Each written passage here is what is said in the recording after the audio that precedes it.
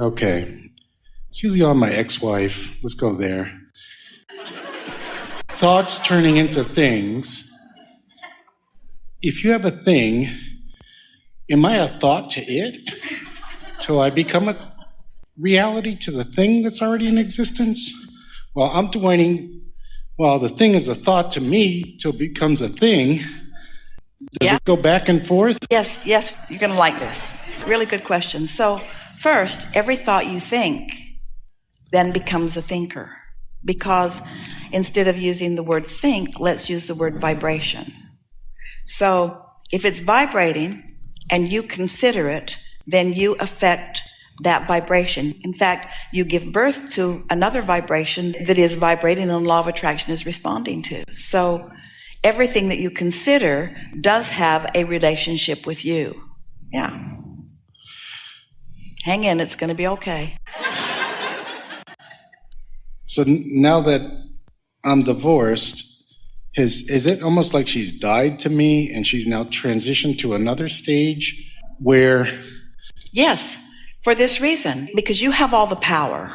There's no point in talking about anybody else's power, even though if we were talking to them, we'd be talking about their power. So you have all of your own power. So when you were in a contentious relationship, your thought about her created a reality for you that now you are not in that contentious relationship. Your thought about her creates something else for you.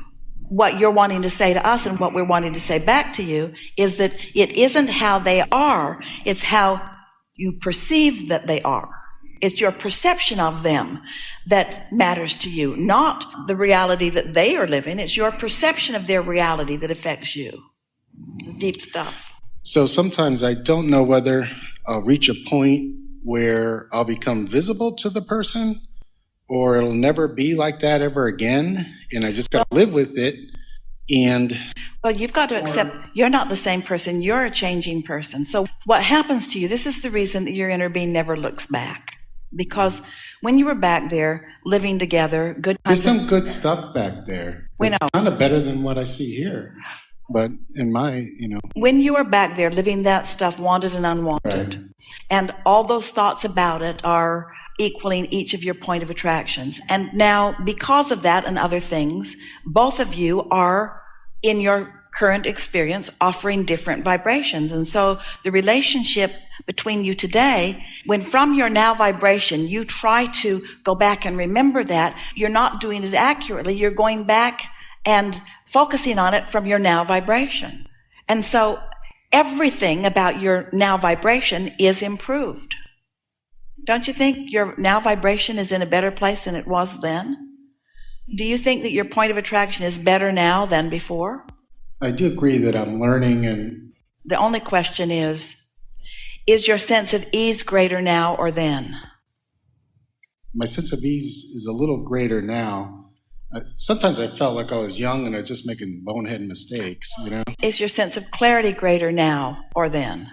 My desire is clear. It's the family picture that bugs me the most because it's broken. But my desire is clear, but it's like it's non-existent on her part, like period. Stay with us just for a little bit, because when you say the family picture is broken, feel how that feels, because your inner being would never agree with that. And now let's talk about what family picture we're talking about. Are you talking about the family picture of your desire that's in your vibrational reality? It's all of us sitting on a couch watching TV as a family. But you're talking about the family picture of manifestation of past.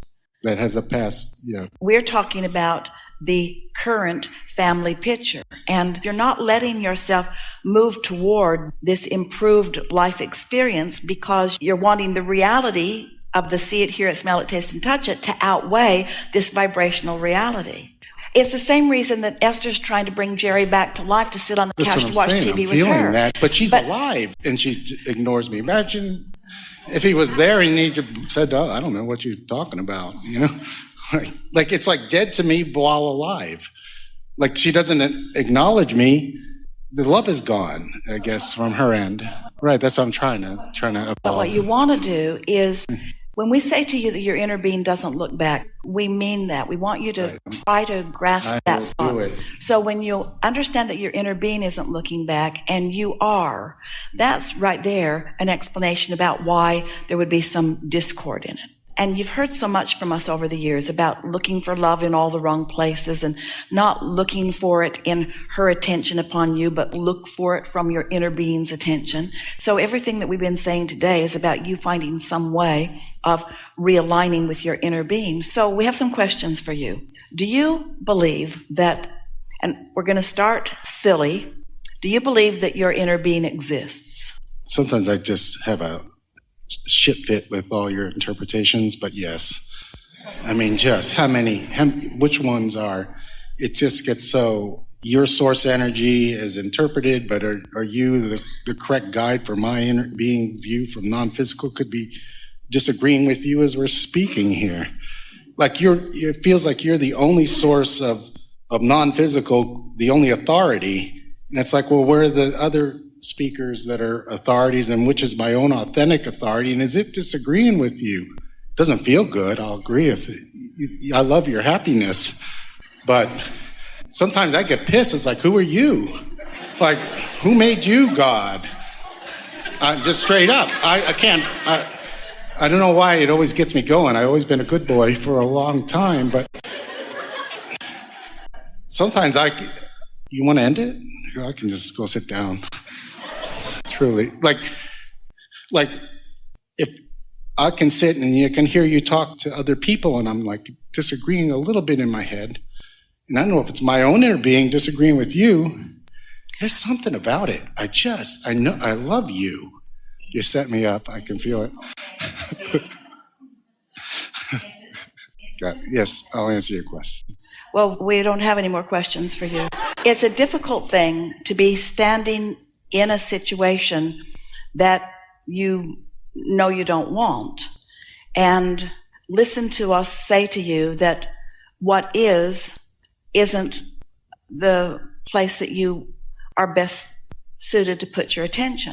And right there, as you're a physically focused person who is logical in your thinking, who can see and hear and so forth, it feels weird for someone to say, but this isn't the reality that we want you to focus upon, because if you focus upon that reality, it can't change.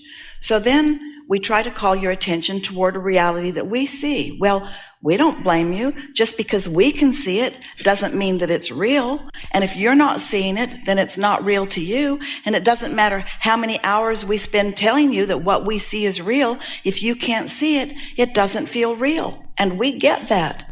So we look for ways of helping you to find pieces of what we know is real, so that you can know a little bit too that it's real, so that through your own resources, we said this earlier today, and we really mean it for you, for everyone, but we really mean it for you.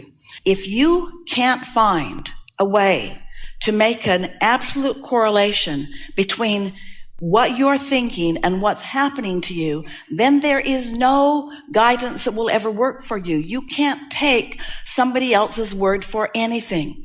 We have never spent any time trying to get anyone to do or not do anything. All we want to do is introduce you to the laws of the universe as we know them to be. And hopefully you'll put yourself in a place where there'll be some cognitive association between what this feeling yields to me consistently over time and what this feeling yields to me consistently over time.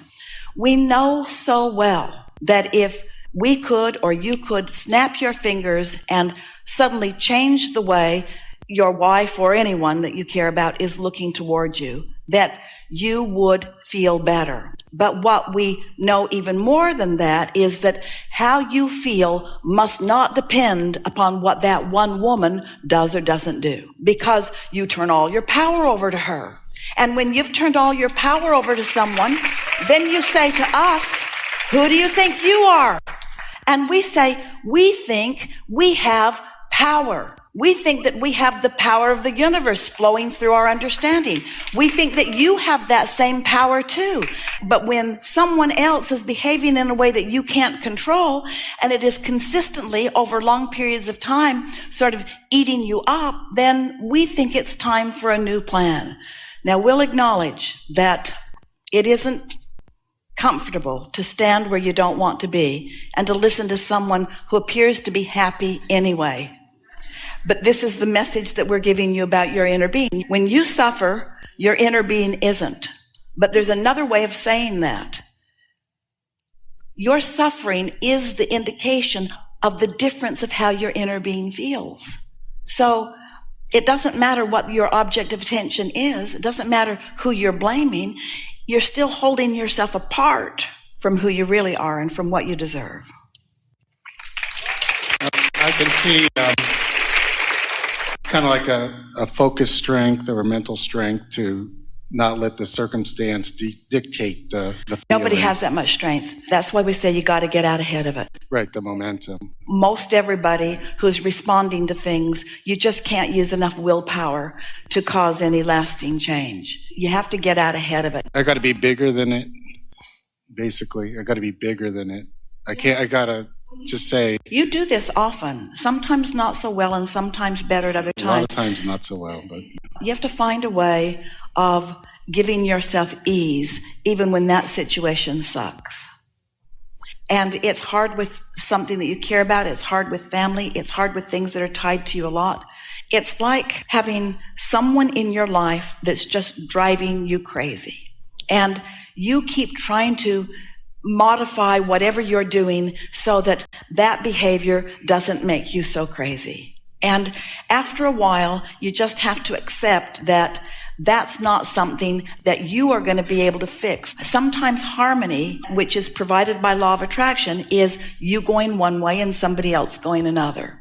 And that's why when you go one way and somebody else goes another, your inner being doesn't look back to when you were together. Because if your inner being was looking back when you were together, then your inner being would not be following the pattern or the vibration of what you have set forth into your vortex. It doesn't hurt our feelings when you're having a hard time with what we teach. It doesn't make us not believe that often you do get this. And it doesn't make us worry about what's coming next, because we know hard, strong questions bring very strong clarity once you relax a little bit. The conversation that we're having here is just one really singular conversation. Conversation that we're having here is, does my inner being exist? And if my inner being exists, what's my inner being's perspective about this? But if you are in such a quagmire that you can't acknowledge the existence of your inner being, then you're like almost everybody. You have no guidance of your own. And when you have no guidance of your own, then you kind of are dependent upon the opinion of others. That's why you care so much what your ex-wife is saying or feeling about you. This is what we wish to free you from. We wish to free you from the absence of guidance, but more than freeing you from the absence of your own guidance, we want to free you from the confusion over what everybody else is saying, which makes what you said to us just now one of the most brilliant things that we've ever heard from you or anyone, and it's really what we're shooting for. We want you to say, Abraham, I don't care what you think about what I'm doing or what I'm not doing. Abraham, I know what I want to do. I know with clarity what I want to do. We want that for you. We don't want you to do what you think we want you to do. We want you to find your guidance. Do you think your inner being exists? Nope. Well, then you can't find guidance. But we still want you to find your guidance. So we continue to present ourselves with as much inner being likeliness. We're just trying to do a sales job on you. You're the best, without a doubt. We're talking about the laws of the universe. We give example after example, year after year after year after year of these laws of the universe that are so consistent, you see. But when you get crossways of them, then you prove to yourself that they exist. When you get crossways of the laws, you prove to yourself that the laws exist. I didn't understand that, but I don't want to hold you up. Like, but I don't followed you deeply. It's almost like, I don't know if it went to cult level. It's like kind of going down the well and then letting go. It's time for the Kool-Aid.